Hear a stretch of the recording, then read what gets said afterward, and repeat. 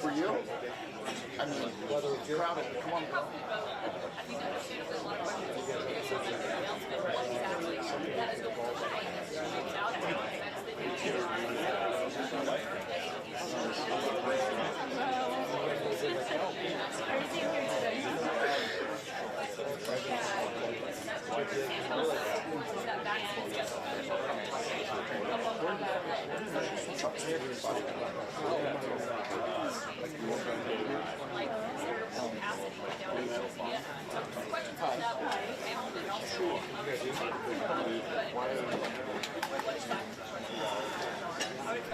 Good job, Wayne.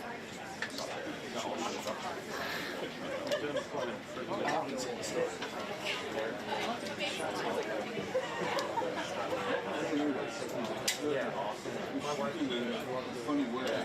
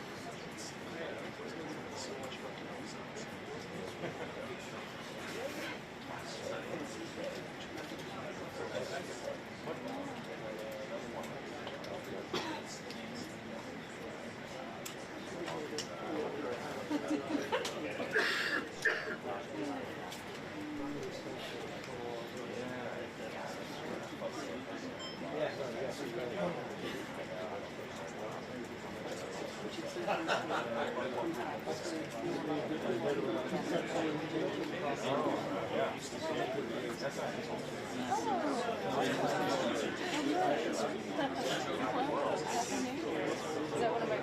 Yes. They said I hear that.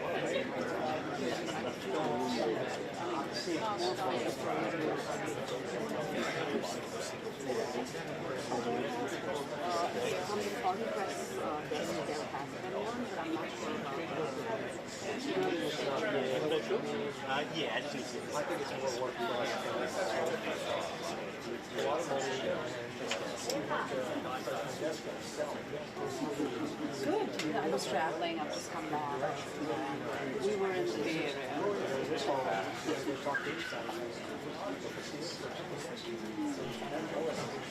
Yeah, I do. Yes, but we went for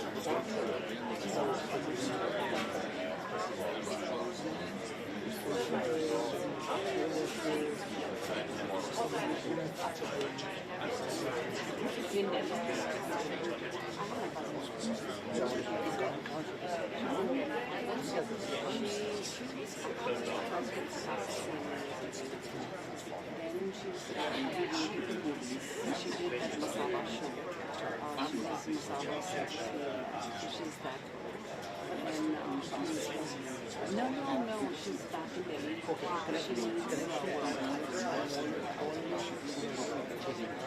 She's very good.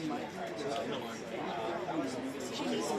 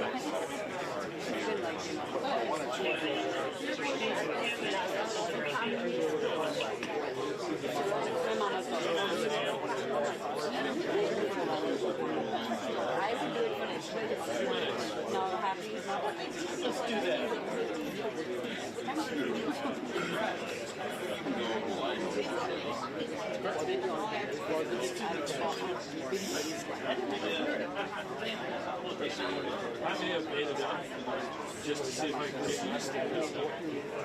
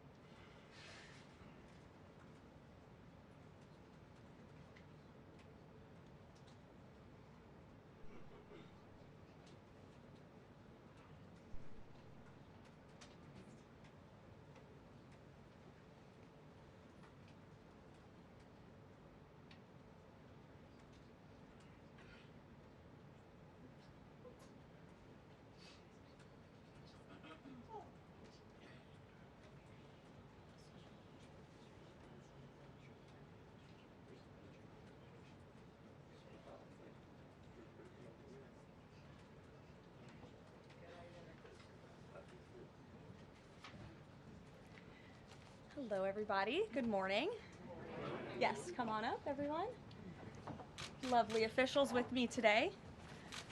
All right. Dr. Carson, come on up. Thank you so much.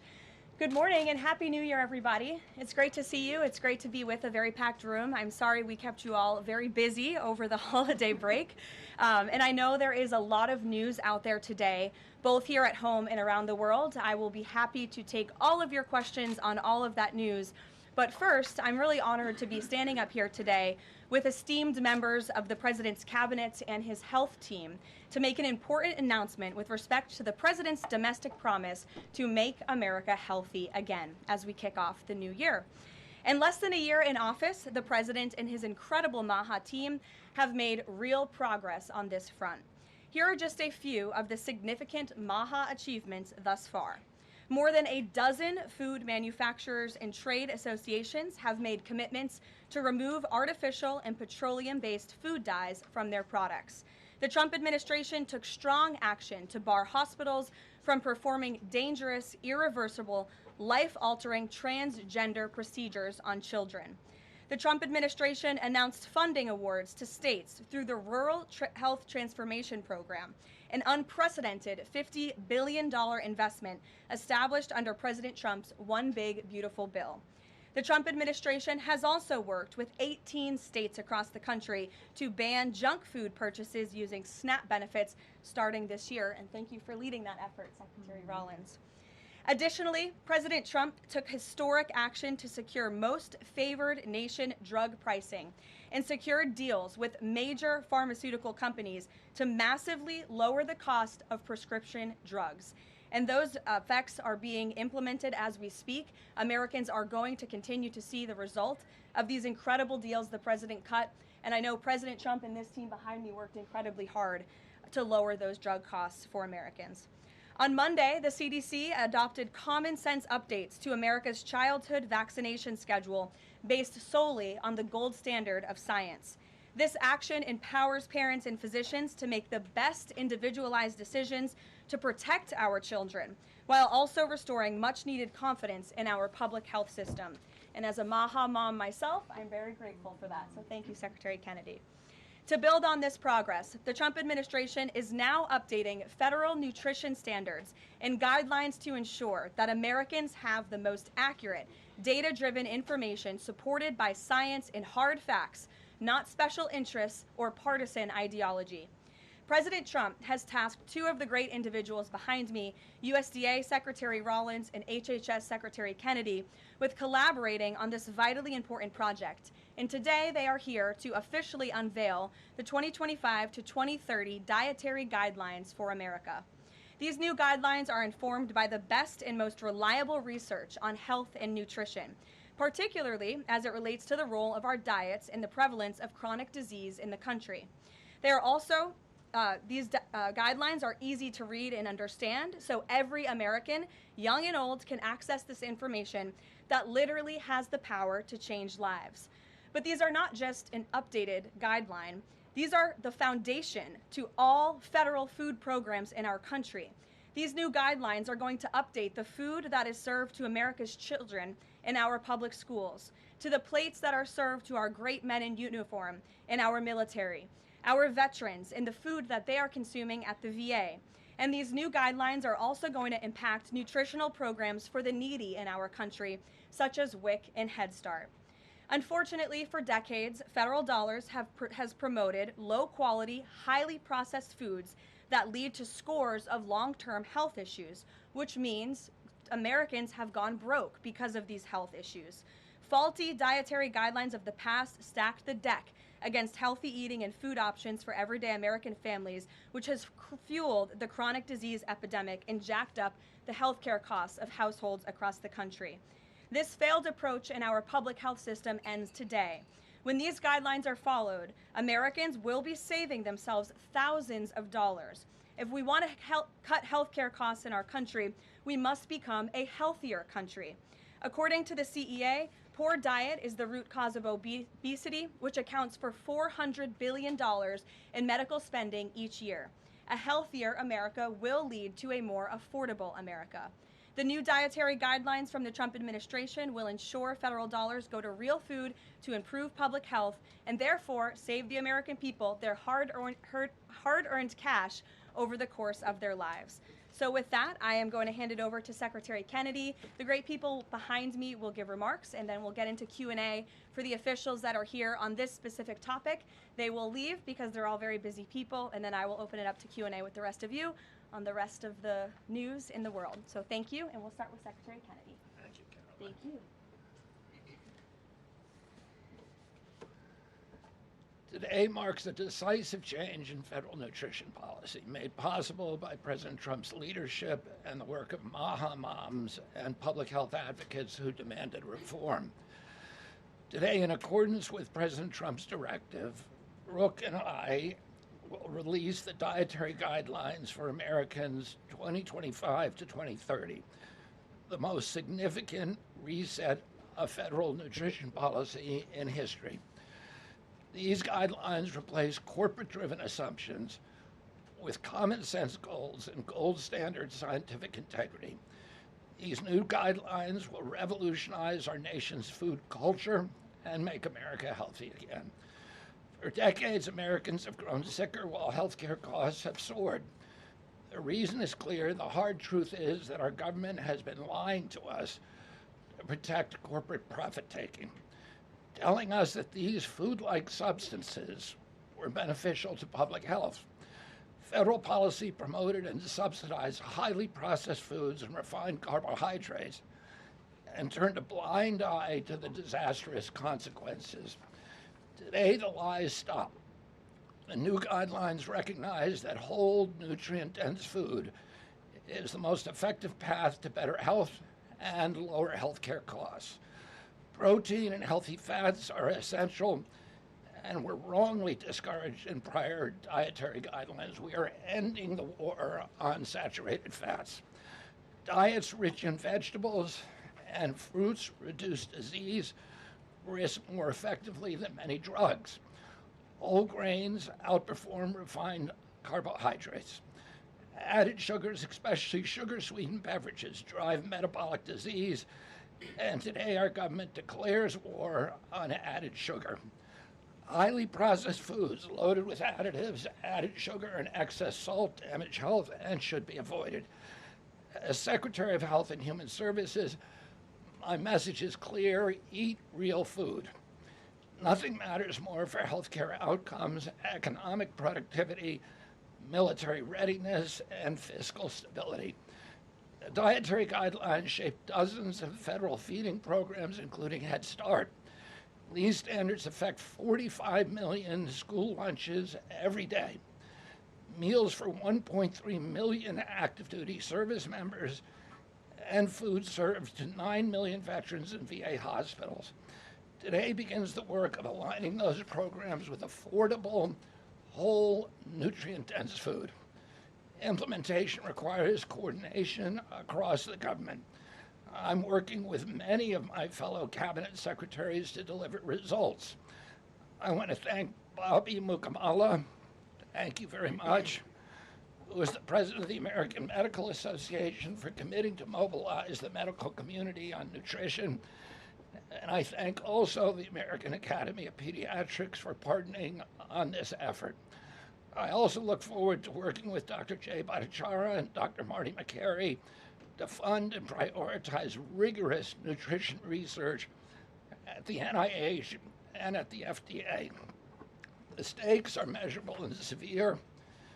A Johns Hopkins analysis estimates that 48% of every federal taxpayer dollar now goes to healthcare.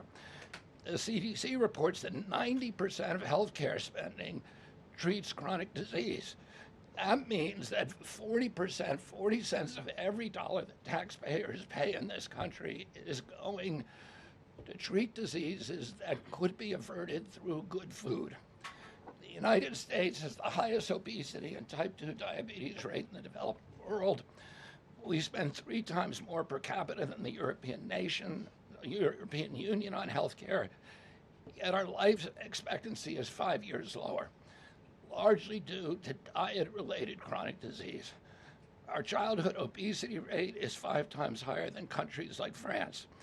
1/3 of U.S. teens have prediabetes, over 35% are overweight or obese, and 20% of young adults have non-alcoholic fatty liver disease.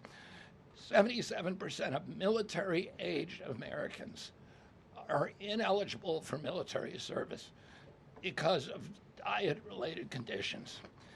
If a foreign adversary sought to destroy the health of our children, to cripple our economy, to weaken our national security, there would be no better strategy than to addict us to ultra-processed foods. It's shocking that our own government helped to drive these cataclysmic changes in our diet.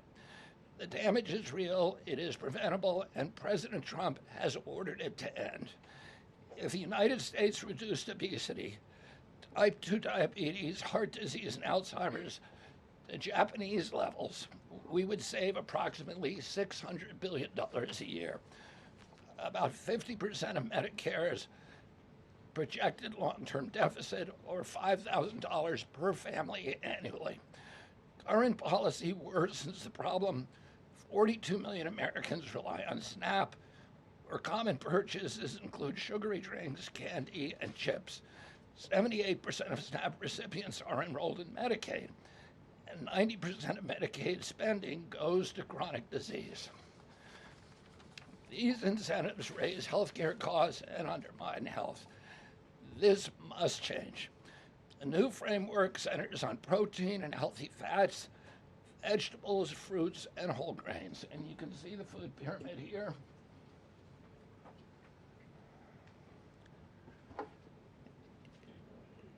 It's upside down, a lot of you will say. But it was actually upside down before, and we just righted it. For the first time, the dietary guidelines directly address ultra-processed foods and set firm sugar limits in federal procurement, driving a significant reduction in added sugar in school meals. I want to thank President Trump for his leadership and the partners committed to ensuring that federal food dollars support real food and better health. Thank you. And I want to introduce my partner and friend, Brooke Rollins, who is an extraordinary collaborator on this. Thank you. Well, good morning, everyone. Happy New Year. What a honor to be here. I think this is Caroline's first press conference back, and what a great way to start the new year, 2026. I want to thank Secretary Kennedy. Your commitment to the well-being of Americans is such a blessing to this nation. We have been working on these new dietary guidelines really since almost day one. Bobby and I were voted on the same day and sworn in on the same day. So I think the partnership from minute one has been real and extraordinary. As Secretary Kennedy mentioned, America is in the middle of the worst chronic health crisis in our nation's history. Over 40% of the roughly 73 million children in the United States have at least one chronic health condition, and nearly 90% of healthcare spending goes toward treating people with chronic disease. Secretary Kennedy mentioned that, but it is really important to keep underscoring that fact. This crisis is unacceptable. It prevents Americans from living healthy and happy lives. And for decades under both Republicans and Democrats, federal incentives have promoted low quality, highly processed foods and pharmaceutical interventions instead of prevention. As a result, nutrient-dense whole foods grown by America's farmers and ranchers have been increasingly displaced. The Trump administration is acutely aware of this danger, and today this announcement is making a major step in doing something about it. Thankfully, the solution is simple and should be non-controversial. Eat real food. This is the main message of the new Dietary Guidelines for Americans 2025 to 2030, which encourage households and schools to prioritize whole, nutrient-dense foods. That means more protein, more dairy, more healthy fats, more whole grains, more fruits and vegetables, whether they are fresh, frozen, canned, or dried. We are finally putting real food back at the center of the American diet. real food that nourishes the body, restores health, fuels energy, and builds strength. This pivot also leans into the abundant, affordable, and healthy food supply already available from America's incredible farmers and ranchers. By making milk, raising cattle, and growing wholesome fruits, vegetables, and grains, they hold the key to solving our national health crisis. And President Trump is mobilizing government to ensure families across America have greater access to these healthy foods. In the past 12 months, inflation has slowed and wages have risen for the first time in 5 years. Under President Trump's leadership, prices for everyday staples are declining and more help is on the way. Recent data show that fruits, vegetables, dairy, and proteins, including eggs, pork, and ground beef, are becoming even more affordable every day for our American people. American households enjoy the most affordable and abundant food in the world, and today's release only reinforces that reality. A healthy meal is within reach for all American families. These new dietary guidelines are a framework which is meant to be customized to meet the needs, the preferences, and the financial status of all American families. For example, a meal including such items as pork or eggs or whole milk or cheese, tomatoes, other fresh and frozen fruits and vegetables, whole grain bread, corn tortilla can cost today right around $3 for that meal. $3. And soon USDA will finalize our stocking standards, which means that those businesses in America that take the SNAP benefit, what they are required to stock in order to take that benefit, by the way, that's almost 250,000 retailers across America, that very soon we will be finalizing that rule that will mandate all 250,000 retailers in America double the type of staple foods that they provide for America's SNAP households. This means healthier options will be in reach for all American families, regardless of circumstance, at levels never seen before in our country.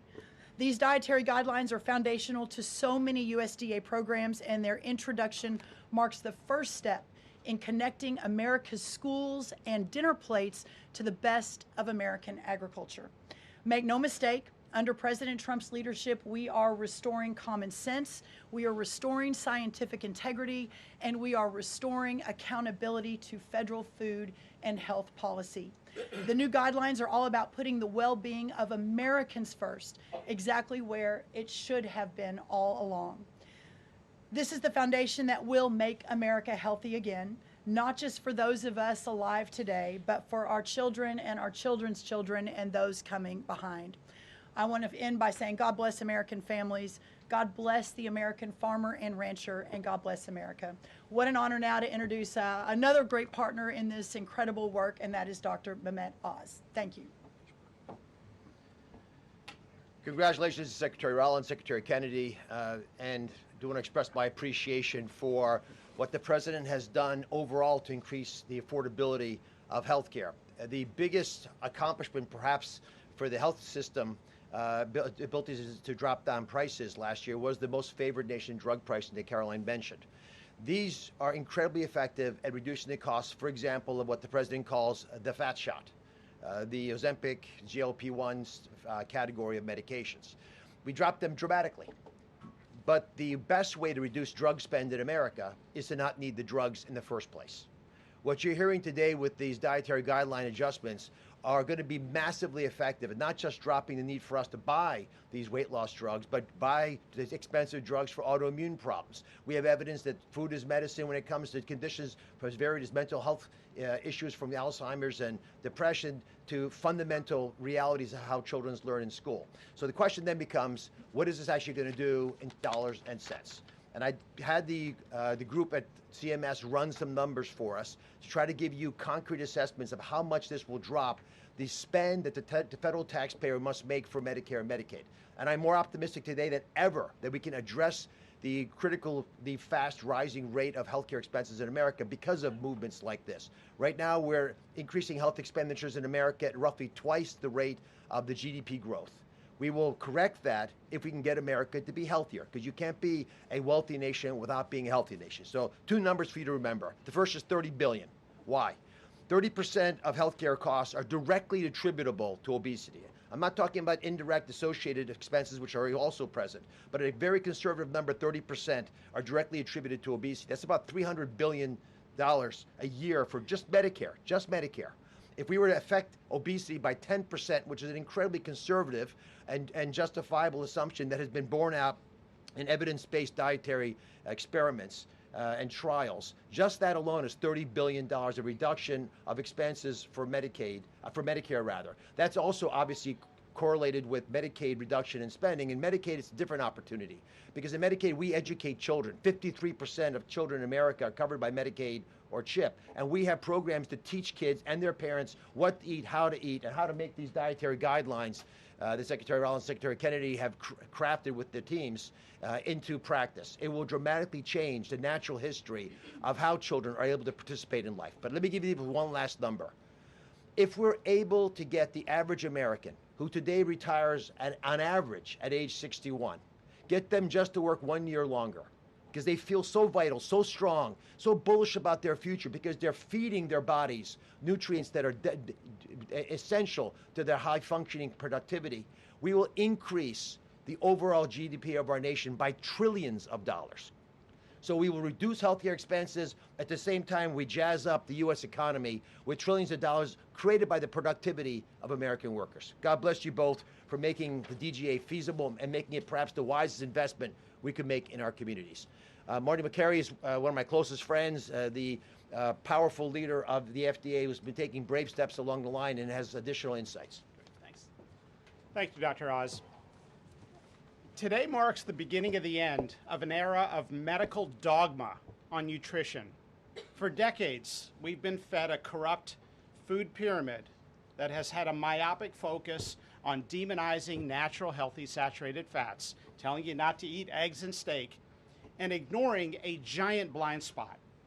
Refined carbohydrates, added sugars, ultra-processed food. This study in JAMA now shows that 60% to 70% of kids are getting their calories from ultra-processed foods. That's an epidemic.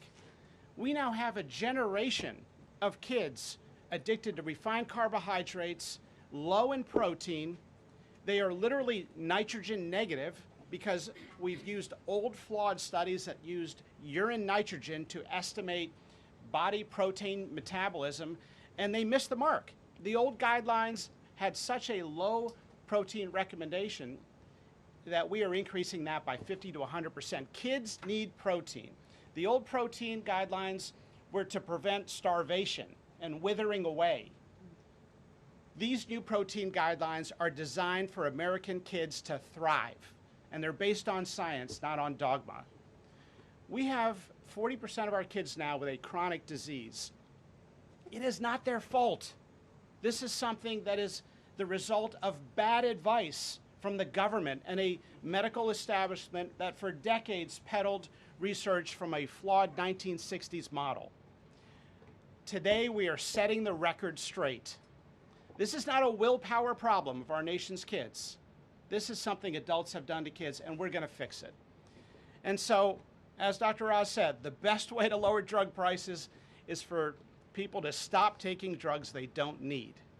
We are going to finally address the root causes of our broken healthcare system: insulin resistance and general body inflammation, advanced by the protein-poor, micronutrient-poor, ultra-processed, refined carbohydrate diet that kids are addicted to today. And so, on behalf of the Food and Drug Administration, we are proud to be a part of this. We are grateful to be contributing to this work. Thank you, Secretary Rollins. Thank you, Kyle Diamantis, the best deputy commissioner for food at the FDA the agency has ever had. This is a historic day in America. Thank you, Caroline. Thank you, Doctor. Thank you so much. Thank you. I hope everyone's inspired to go eat a salad for lunch after this briefing. If anybody has questions on this topic, we will take a few and then we'll get into the topic. We'll start with our new media seat. If you have a question on this topic today, Jamie Franklin, she comes from the Conservator. Why don't you kick us off? Yeah, first of all, Caroline, congratulations on your pregnancy. We're so excited for you. MAHA moms across the country, including myself, are just so excited by what this administration is doing to make our kids healthy again. But we do have concerns when it comes to these blue states pushing back on a lot of progress that we're making as an administration. And particularly, we're really excited that you guys revised and streamlined this vaccine schedule. However, what we have seen is that these blue states, whether it be no tax on tips, no tax on overtime, or pushing back on immigration, they continue to stop your guys' progress. So what has been the response from these blue states? Because as Maha moms enrolling our kids in school, this is a big issue, and we celebrate what you guys are doing, but we want to have it, even in the blue states as well. I mean, my hope is that we only released these earlier, 2 days earlier. I'm sorry. Duck is also high in protein. It's an interesting. Duck is a good thing to eat, everybody. We only released the new vaccine schedule 2 days ago. The vaccine schedule, there's nothing compulsory in it. Everybody, I've always promised, I'm not going to take people's vaccines away from them. People who want to get vaccines, everybody who wants them can get all of the vaccines that were on the old schedule. They will all be paid for by the Vaccines for Children program or for the insurance the same as before. We release guidelines that we think are optimal to public health. They're the same with core vaccines that are required by the European community. And those nations all have much better health outcomes than we do. And they're based on their best science and also on their conviction that when you put too many vaccines on the program, it actually reduces compliance. It reduces uptake. And so we want to maximize the uptake of vaccines by making sure that Americans know we are making recommendations that are science-based, that are common sense, that are grounded in science. And right now, that's the best science that we have. And again, there's 3 categories of vaccine. One is the core schedule, which resembles the European countries. The second is for people who have vulnerabilities, for high risk, and that doesn't change at all. And then the third is shared decision making, which any vaccine that was on the old schedule, you can continue to get. So people will make their own choices, and that's what democracy is about. I asked the boss, Caroline, for permission to add a little bit to this because I think it's really important. And by the way, Jamie, what a superstar you are. It's so fun to see you in this seat, Jamie Franklin. The blue state question is a really important one. And for those of us that are running agencies with these programs, I mean, I've talked to a lot of you already about how we have 22 blue states that won't give us their SNAP data so that we can figure out and ensure that those who really need these programs are actually getting these programs. Clearly, you all have been writing about Minnesota. California's next. We're looking at New York, some other states. The amount of fraud in all of these programs is absolutely stunning. And the challenge is, I mean, for Medicaid, et cetera, I know, Dr. Oz, you've talked a lot about that. This is a significant problem. And I think who's really harmed in all of this conversation and when these blue states aren't partnering with us to try to do this right is we say blue states and red states, but in those states, there are all kinds of our citizenry and that aren't all Democrat or aren't all Republican. We had a poll that just came out that had about 85% of all Americans believe that states should turn their data over on SNAP so that we can figure out where the fraud is and ensure these programs are going where they need to go. So my request of these blue states and these blue state governors is partner with us. Let us figure out how to do this better. Let us make sure that whether it's the vaccine schedule or the SNAP program or the Medicaid program or the child care program, that we are doing everything we can to protect every tax dollar, but to also ensure those who need it the most vulnerable in our society, are getting the programs they need versus those who A, are not even supposed to be here, or B, are cheating the system. Jeff. Thanks, Caroline. One of the changes that was made had to do with alcohol.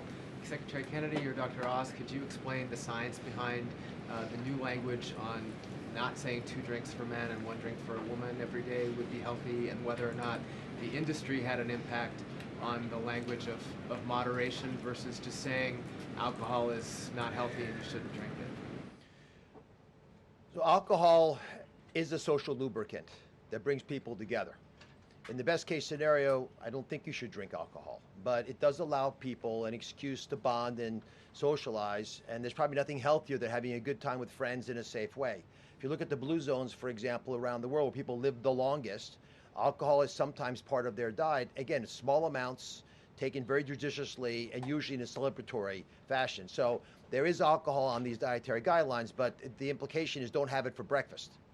Right? This should be something done in a small amount with hopefully some kind of an event that might have alcohol added. But the general move away from 2 glasses of men, 1 glass of women, there was never really good data to support that quantity of alcohol consumption. That data was probably primarily confused with broader data about social connectiveness. Take a couple more. John? Thanks a lot, Caroline. Secretary Rollins, I'm curious about with these guidelines. They're not mandates, they're guidelines. What are the practical effects of these guidelines on public schools all across the country? Well, today begins thank you, John. It's good to see you. Today begins the first day now in a recalibration of the rules, whether it's school lunches, whether it's the SNAP program, whether it's as veterans were mentioned, our prison system, that now we begin the process of implementing and redrafting the rules to reflect what this new dietary guidelines for Americans actually is doing to our food system. So there is a lot of work to do. Nothing changes overnight, but as I think we've proven, this administration moves very, very quickly on all fronts, 7 days a week, 365 days a year, and so you'll begin to see some real changes coming very soon. As everyone is aware, for many of our most vulnerable in the margins in our communities, the school lunch is often the best place for our children to get the healthiest meal. Hopefully with stocking standards and reworking SNAP and the SNAP waivers we've done, that begins to change too. But right now, that is going to be the single most important, from my perspective, move forward, is the school lunches and making sure that we're getting the right amount, the best amount, and most nutrient-dense foods into the schools. Thank you. You also mentioned, Secretary Rollins, cost when you had your remarks a little bit earlier. Is eating healthier more cost effective? Is it cheaper than just having a diet of processed foods?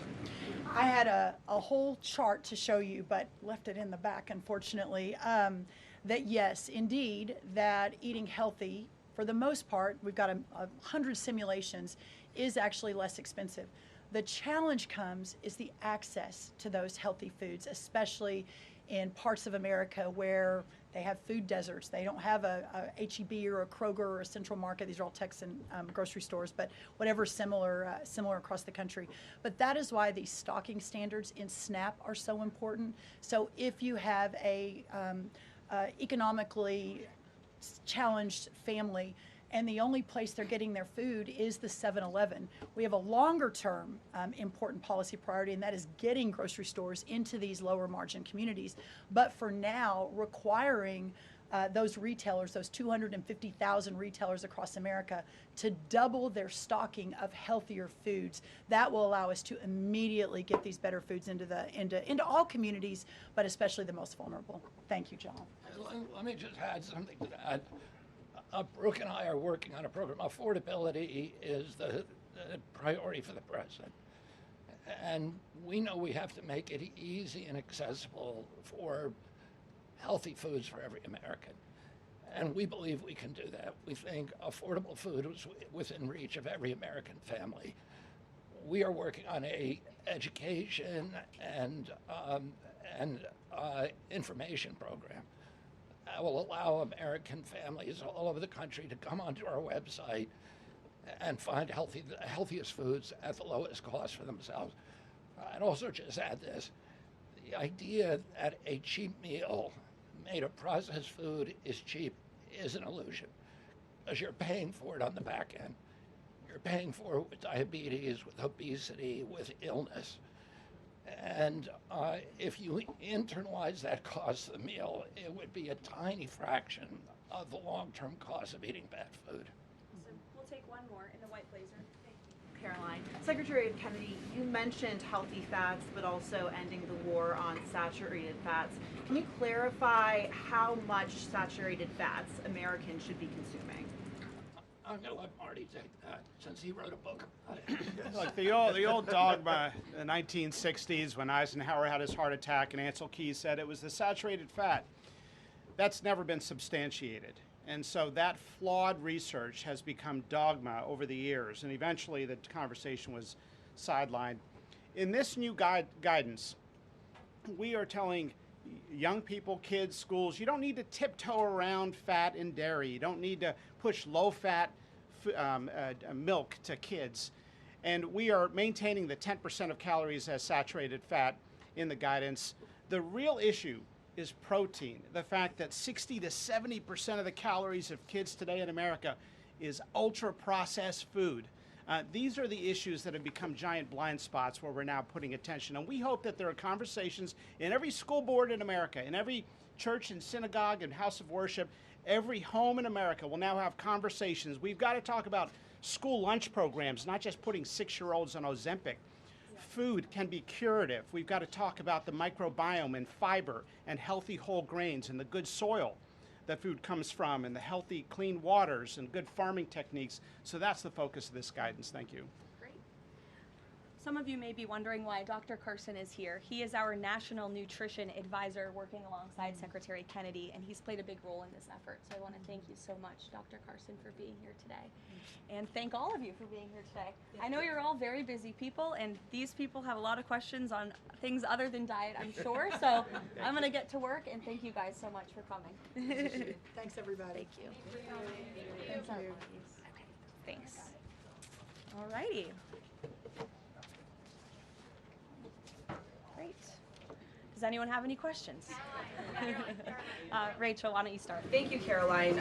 The president has been adamant that he is now in charge of Venezuela, but Delcy Rodriguez said the government of Venezuela runs her country, no one else, saying, quote, there's no external agent governing Venezuela. So which one is it? Let me just be very clear. This is the first time that I've addressed Venezuela from the podium since being back and since the historic and incredibly successful military operation, law enforcement operation conducted by our United States military that you all saw and the world witnessed last week. The skill, the might of the United States military and our country under the leadership of this president is on full display to the rest of the world. And let's just set the record straight. There isn't another military in the world who could have pulled off this operation.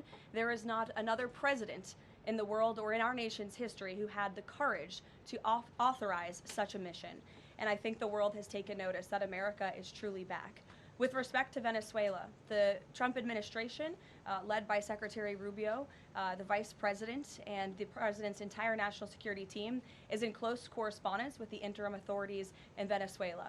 We obviously have maximum leverage over the interim authorities in Venezuela right now, and the president has made it very clear that this is a country within the United States, the Western Hemisphere, close by the United States, that is no longer going to be sending illegal drugs to the United States of America. It's no longer going to be sending and trafficking illegal people and criminal cartels to kill American citizens as they have in the past. And the president is fully deploying his peace through strength foreign policy agenda.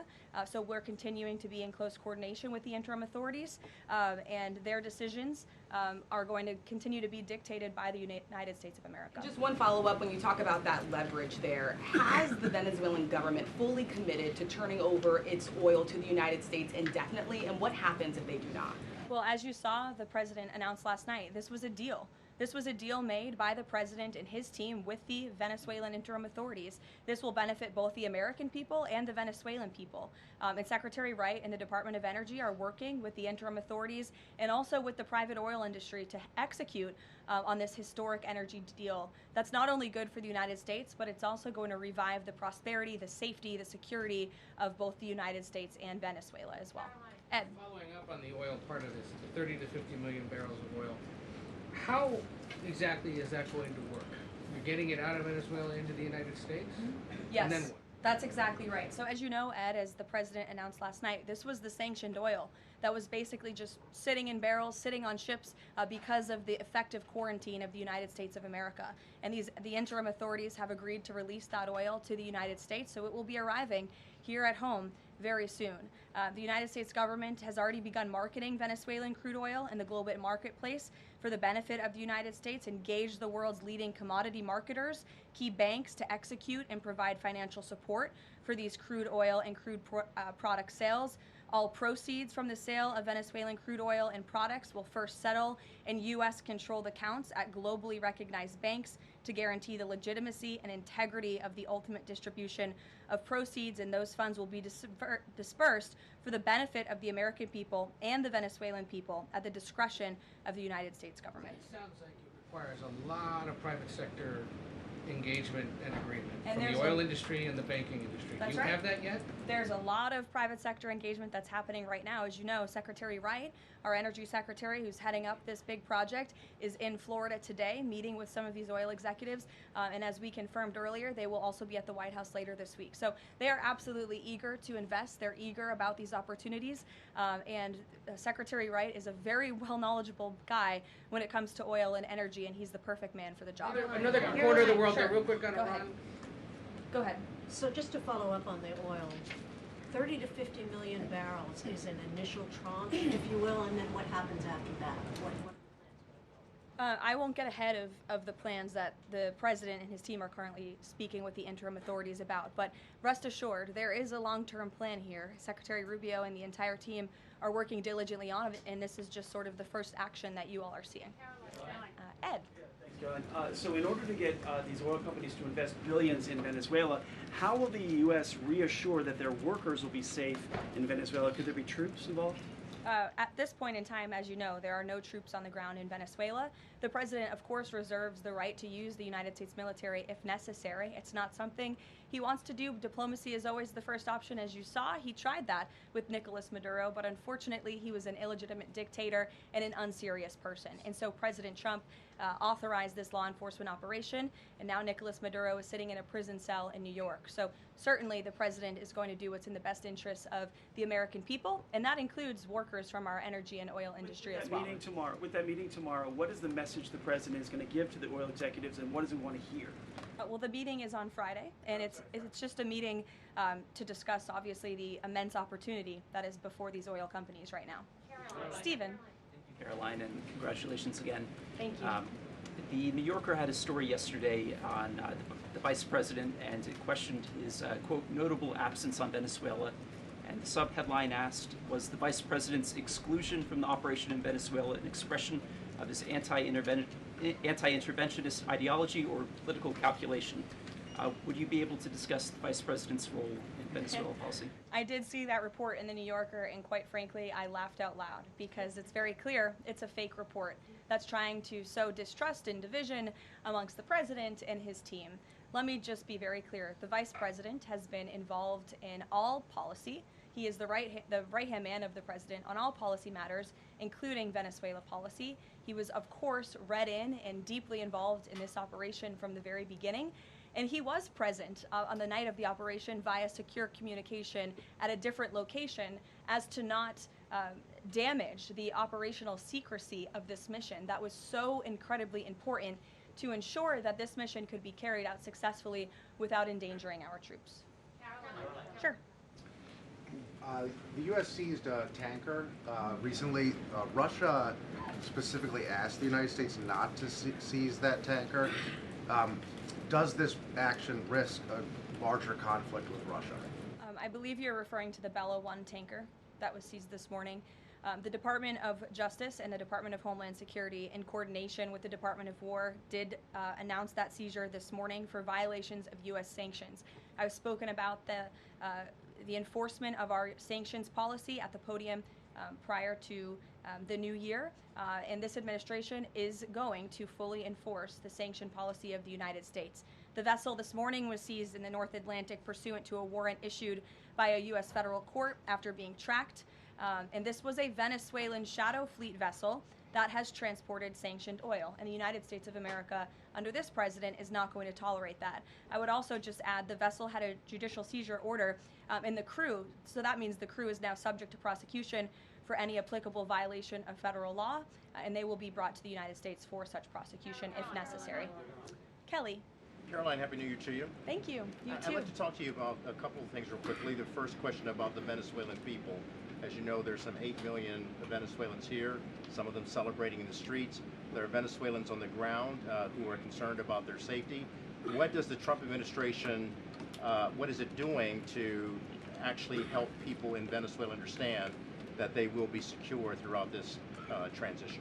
I think the fact that this president actually followed through on the long-held promise of the United States of America, the bipartisan promise to take down the illegitimate Maduro regime, should give assurance to the Venezuelan people and also Venezuelan Americans who fled this communist regime for a better life here at home, that this is a president who is serious about taking down illegitimate regimes and who is also serious about securing the security of the United States of America, including the Venezuelan American people. And I would just add that this is something that not just Republicans and President Trump have talked about for a very long time, but it is also something that Democrats have advocated for. In 2020, Chuck Schumer said that that at the time, President Trump had not brought an end to the Maduro regime. The Maduro regime is more powerful today and more entrenched today than it was when the president began. Now you hear Chuck Schumer out there saying this is reckless. The American people and the Venezuelan people should be in fear. But this is something that Chuck Schumer has long advocated for. Senator Chris Van Hollen, same thing, had said that the United States is going to use its leverage and influence to push for negotiations to transition to the truly elected leader. This was under President Biden. We know Maduro and his cronies don't want to go quietly into the night. The U.S. needs to work to ratchet up the pressure. Now, Senator Holland says it's an illegal act of war to get rid of Nicolas Maduro. So the hypocrisy is really astounding here, and thank you for giving me an opportunity to point it out, Kayla. Sorry, go ahead. Yes. So there are reports that the administration is demanding that Venezuela cut ties with China, Russia, Iran, and Cuba. Can you confirm? I'm sorry? Reports that the administration has essentially demanded that Venezuela cut ties with China, Russia, Iran, and Cuba. Can you confirm that? Well, those alleged demands were made in a classified briefing by Secretary Rubio, and I know that there's a lot of leaks coming out of these classified briefings, so I'm not going to confirm or deny or get into what the Secretary has said in classified settings to members of Congress. But I think that the administration has made it quite clear to the interim authorities in Venezuela that this is the Western Hemisphere and American dominance is going to continue under this president. There have also been reports that the U.S. could potentially buy Greenland as one potential option on the table. What would such an offer look like? Is there anything monetarily you could provide, any details there? Well, that's something that's currently being actively discussed by the president and his national security team.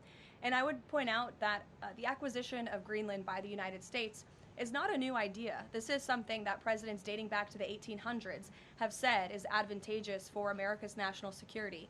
The president has been very open and clear with all of you and with the world that he views it in the best interest of the United States to deter Russian and Chinese aggression in the Arctic region. And so that's why his team is currently talking about what a potential purchase would look like. Jackie. Caroline, just following up on Greenland, why not rule out taking it by military force?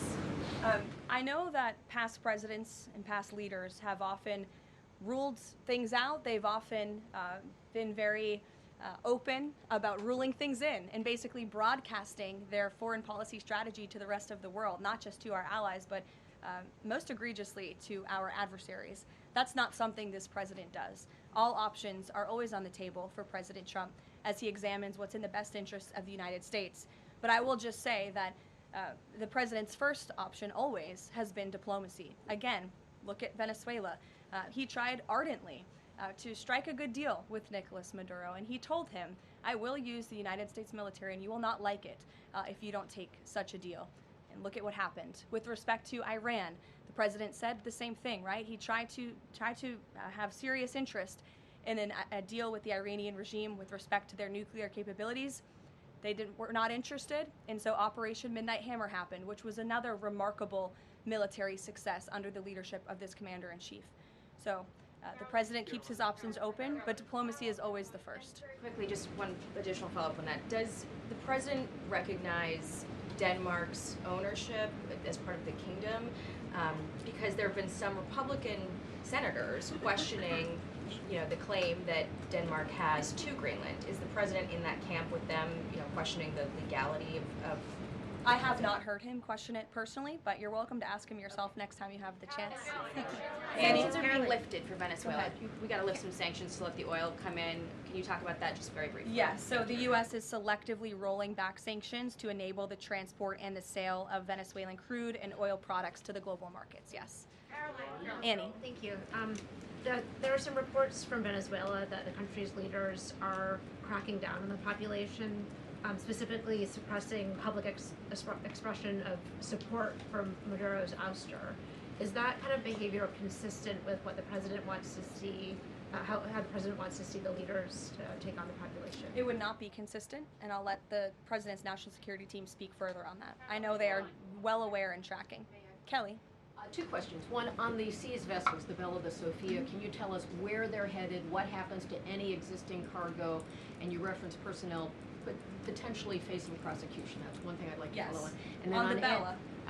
Yes, okay. And on Annie's question, if I could also ask, does the administration believe that the interim regime should release all political dissidents and prisoners and return detained Americans? That's not a question that I've personally spoken about to the president with, so I will let him answer that question. I don't want to make new policy at this podium today with respect to Venezuela. With respect to the two ships that you mentioned, I spoke with you about the Bella 1. There was another vessel this morning, the Sophia, that in coordination with the Department of War, the Department of Homeland Security apprehended it. This is a stateless, sanctioned, dark fleet motor tanker, and this occurred without incident. This vessel was operating in international waters and conducting illicit activities in the Caribbean Sea. The U.S. Coast Guard is escorting the Sophia to the United States for final disposition. To answer your question, Kelly, directly, this was through Operation Southern Spear. The Department of War is unwavering in its mission to crush illicit activity in the Western Hemisphere. And as the President has repeatedly stated, we're going to defend our homeland and restore security and strength across the Americas. Dasha. Dasha, go. Caroline, thank you and Happy New Year. Thanks, you too. Two questions, one on Venezuela, one on Greenland. You've repeatedly at the podium called the current leadership in Venezuela interim leadership. There are Republicans and Democrats alike that say they want to see elections in Venezuela. The president has said it's too soon to do that right now, but is there a timeline for elections in Venezuela? Is he committed to seeing that this year, for example? You just said the president has answered that question, so I will reiterate what the president has said a few times now to all of you, which is that it's too premature and too early to dictate a timetable for elections in Venezuela right now.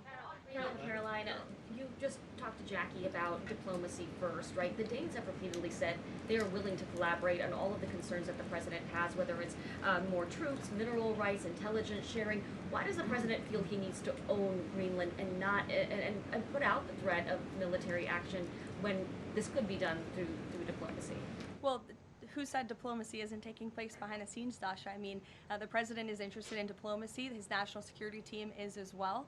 And of course, he's always willing to pick up the phone for everybody and hear out their concerns. But the president is the president of the United States of America, and he's always going to be very clear about what he views as being in our nation's best interest. Reagan. Caroline, I have a question for you on Venezuela, and then I'd love to ask you about Minnesota and Tim Walz. Sure. On Venezuela, I'm wondering, does the administration hope to start sending more Venezuelan migrants back home or have them self-deport if the situation in the country improves? As far as I'm concerned, the policies of the Trump administration and the Department of Homeland Security have not changed. All those illegally present in the country are subject to deportation. And I would just like to add how we got here. The president was very clear on the campaign to the American public, and it's one of the many reasons they resoundingly reelected him back to this office, that he was not only going to crush foreign drug cartels, but that he was not going to stand by and watch as the illegitimate Venezuelan regime was sending illegal criminals and gang members and rapists and murderers to our country, which happened to the tune of thousands under the previous administration and president. And so there could be nothing more America first than this operation that took place last week. And I would just remind all of you in this room that there were innocent Americans like Jocelyn Nungare who lost their lives at the hands of dangerous Venezuelan criminals who were sent here by the Maduro regime. And that has been the president's North Star and guiding principle throughout his entire policy since January 20th. Tim Walz in Minnesota. Does the administration believe that Tim Walz potentially dropped out of the governor's race because he could be under criminal investigation? I don't know if there's a criminal investigation. If there was, I wouldn't be able to comment on it from up here, to be honest with you. But I think Tim Walz probably dropped out of the race because he realizes he no longer has the support of the people of his own state, which is a remarkable downfall considering he was the number 2 on the Democrat Party's ticket just about a year ago. When it comes to Minnesota, the fraud that we have seen, the wide scale of fraud, is really remarkable. It's egregious. I would encourage every single journalist in this room to go to Minnesota and to cover it yourselves. As for the Trump administration, we have officials who have been on the ground almost every day. Secretary Noem was there yesterday. Secretary Bessent will be traveling there later this week to talk about the fraud and to do a roundtable on this very topic. And I would just like to leave you with an update. To date, the Department of Justice has charged 98 total defendants in several Medicaid fraud and related case programs. 64 were convicted, and 85 of the 98 charged were of Somali descent. The DOJ has also issued over 1,700 subpoenas, executed over 130 search warrants, and they have now added more attorneys to their office there to absorb the case flow. DHS is on the ground going door to door conducting large-scale criminal and HSI investigations. They have also sent approximately 2,000 agents to Minneapolis to assist with law enforcement and immigration enforcement. As I said, Secretary Noem was on the ground yesterday. The Department of Health and Human Services has also begun requiring a justification and photo evidence for all child care related payments nationwide, and they required Minnesota to conduct a full audit of all child care centers. They also froze $185 million in funding to Minnesota. And Dr. Oz, who was just here, also notified Governor Walz they're going to begin auditing Medicaid recipients and deferring payments on claims based on waste, fraud, and abuse. The Department of Labor is also conducting a targeted review of Minnesota's unemployment program. Department of Agriculture requiring Minnesota to conduct recertification for SNAP recipients, and HUD has launched investigations into the public housing. SBA has also suspended nearly 7,000 borrowers amid suspected fraudulent activity. So, with all of that, rest assured this is an all-hands-on-deck effort from the entire administration to get to the bottom of this and to ensure that the ripping off of taxpayers in the state of Minnesota, and it won't just be Minnesota, it'll be any state across this country where fraud has taken place, and we are protecting law-abiding, tax-paying American citizens. Phil. Thank you, Caroline. Just to follow up on Greenland, there are treaties already on the books that give the United States access to the island. They can construct and maintain military bases there. We can house personnel on the island. The U.S. has control of landings, takeoffs, anchorages, etc. So I'm curious if you could just spell out for the American public what specifically would the U.S. gain by taking control of Greenland that the U.S. doesn't already have access to right now? More control over the Arctic region and ensuring that China and Russia and our adversaries cannot continue their aggression in this very important and strategic region. And there would be many other benefits as well that, again, the President and his national security team are currently talking about. Jeff, I'll give you another one. A broad sort of stand-back question on foreign policy. Are you concerned about increasing tensions with Russia because of the tanker seizures? And how does the U.S. action in Venezuela impact the ongoing relationship with China and the President's relationship with President Xi? I think the President has very open, honest, and good relationships with both President Putin of Russia and also President Xi of China. He has spoken with them numerous times, as you know, since coming to office about a year ago, and I believe that those personal relationships are going to continue. But as for the President and the United States, he's going to enforce our policy that's best for the United States of America. And with respect to these ships seizures, that means enforcing the embargo against all dark fleet vessels that are illegally transporting oil, and only legitimate commerce, to answer your question much earlier, Rachel, determined by the United States is going to be permitted. And that's the policy of this administration, and he's not afraid to implement it. One more stand back. Just one more stand back. I just asked the last one. I remember asking the President at the very beginning of his term if he was committed to Article 5 and NATO, and he said yes. Has his stance on NATO or his commitment to NATO changed? Did you see his statement earlier today? He said we will always be there for NATO even if they are not there for us, and I think that answers your question directly. Yes. Just to follow up on what Jeff was saying there, will the president commit that if any NATO members are attacked, the United States will come to it? Again, the president addressed this directly himself this morning after seeing the coverage from all of you in this room on television, and he made it very clear we're always going to be there for NATO, even if they have not done right by the United States of America. And they have not, they have finally increased their defense spending at the request of this president, but it was only because of this president that they did that.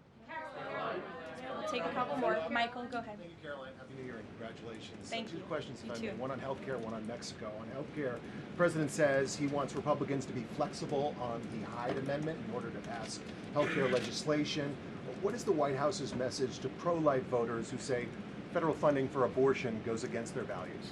Well, the president did not change the administration's policy. It was President Trump who signed an executive order protecting the Hyde Amendment. It's the Trump administration that has taken multiple actions on various fronts to ensure that taxpayer dollars are not funding the practice of abortion. What the president was saying yesterday was Republicans, and frankly Democrats too, need to show a little bit more flexibility so we can actually get something done with respect to the issue of health care. Republicans have amazing ideas. The president himself, as we spoke about earlier, has launched this Most Favored Nation drug pricing initiative, has cut good deals with Big Pharma. He wants to see Republicans and Democrats too, if they're willing, codify those executive orders into law so that these good deals can remain and these prices can continue to be lowered long after this president and this deal maker in chief is gone. The president's talked a lot about health savings accounts and giving more money back to the healthcare consumer rather than to these giant insurance companies, and he's been very outspoken and tough on them too, and I think you'll see more and hear more from him directly on that issue. So he wants to see Congress get something done with respect to health care, and that was the point that he was driving home yesterday. Mexico, Caroline, Haley. President Trump says the drug cartels are running Mexico. What action does he need to see Mexico's president, Claudia Sheinbaum, take to prove that she's in control of that country, in control of those cartels? And does the White House believe she's able to do that without U.S. intervention? Look, I think the president was speaking very candidly and frankly about the reality on the ground in Mexico. Haley. Caroline, Happy New Year. I wanted to Thanks, ask you you too. about the seized tanker, the Vela. There were reports before this that Russia had sent a submarine to escort it. Was there any engagement with that submarine? And then was the deconfliction line of Russia used ahead of boarding that? Again, this was a Venezuelan shadow fleet vessel that has transported sanctioned oil. The vessel was deemed stateless after flying a false flag, and it had a judicial seizure order, and that's why the crew will be subject to prosecution. Mary. Colombia, the president had talked over the weekend and suggested that he would be open to an operation there. Should the president of Colombia be expecting Delta Force anytime soon? And then I had another one for you on California. That would be a very unwise question for me to answer, to weigh into. What's your next question? On California, can you share any more about the fraud investigation? The president said that there was one. Who's being investigated and where is it starting? Again, this is going to be a all-hands-on-deck government-wide effort. The president has directed all agencies across the board to look at federal spending programs in not just Minnesota, but also in the state of California to identify fraud and to prosecute to the fullest extent of the law all those who have committed it. Take one more. Sure. Thank you. Carolyn, yesterday was the 5-year anniversary of January 6th. Democrats and mainstream media continue to push their big lie that it was an insurrection and that police officers died that day. The reality is that 4 Trump supporters died on January 6th and 2 women were killed by January 6th police. Everybody knows Ashley Babbitt was shot in cold blood by Capitol Police Officer Michael Byrd, but there was another woman, her name was Roseanne Boyland from Georgia, and she was pepperballed, gassed, and ultimately brutally beaten with a stick by January 6th police officer Lila Morris. The Biden administration and mainstream media lied and told Americans Roseanne Boyland died of a drug overdose on Capitol steps. Her family is now asking for an investigation. Is the administration aware of the circumstances of her death, and will there be an investigation finally? Well, for investigation, I will have to defer you to either the FBI or the Department of Justice, and I'm sorry to have to do that. But with respect to all of the facts that you just laid out, the White House relished the opportunity yesterday to actually create a new website to share the facts with the American public, but also all those in this room. We knew the media would be covering January 6th quite a bit because they think it's something that the American people are still believing their lies on. They think it's something that still helps their case against this president. Obviously not, or else he wouldn't have been reelected in an overwhelming fashion in November of last year. And so I would encourage everyone to take a look at the website. It's quite well done. And thank you all very much. It's great to be back with you. Thank you.